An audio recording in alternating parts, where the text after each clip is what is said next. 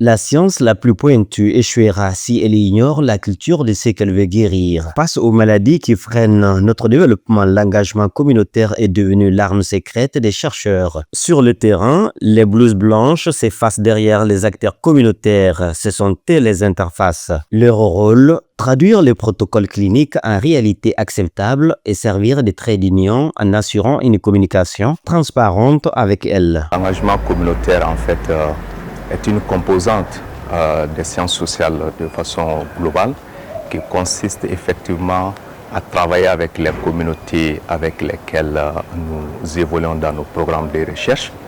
Donc pendant ces activités de recherche au niveau de la communauté, nous établissons des passerelles avec la communauté, notamment en les informant, en les impliquant et en diagnostiquant comment est-ce que ces communautés-là peuvent participer à nos activités de recherche, tout en restant effectivement à leur disposition pour que les activités soient culturellement et socialement acceptées par les différentes communautés. Avant d'ouvrir un cycle de recherche, on ouvre le dialogue via la recherche formative. Cette étape qualitative est la boussole de l'équipe. Elle identifie les décideurs locaux et balise le chemin du consentement. Au-delà des relais communautaires, nous avons ce qu'on appelle des mobilisateurs communautaires. Donc ces mobilisateurs communautaires-là viennent de la communauté, ils sont délégués par la communauté pour que les communautés ne voient pas que la recherche a été, disons, dictée, mais co-construite avec elle. Et ces interfaces-là que nous établissons avec ces mobilisateurs, avec ces relais, c'est pour effectivement, comme je l'ai dit, tenir compte effectivement et d'intégrer les dimensions sociales, les dimensions culturelles, afin que toutes nos activités de recherche soient cadrées, soient bien orientées et respectent en fait l'éthique au niveau de la communauté, mais aussi les sensibilités culturelles et communautaires au niveau de la communauté. Si vous vous rappelez, à un moment donné, il y a eu cette épidémie d'Ebola, disons, qui a quand même ébranlé à un moment donné dans les années 2014-2015 les pays de la sous-région.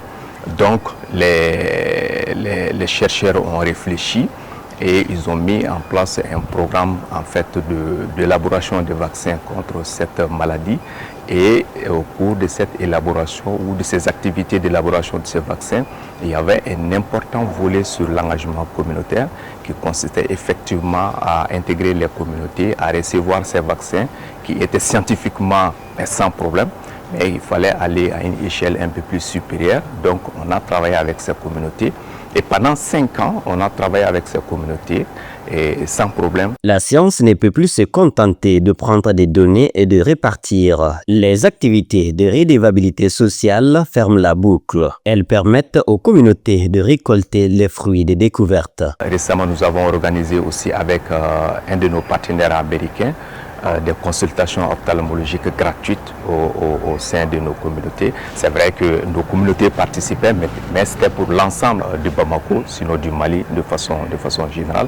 Donc c'est aussi une façon pour nous de faire bénéficier les communautés des résultats des recherches, souvent peut-être qui ne sont pas menés directement par nous, mais qui sont les fruits quand même de la recherche scientifique. Donc si nous travaillons avec ces communautés, en termes de redevabilité, en termes de responsabilité sociale, nous devons aussi, un tant soit peu, apporter ces résultats-là et les faire bénéficier de ces résultats-là au niveau de la communauté.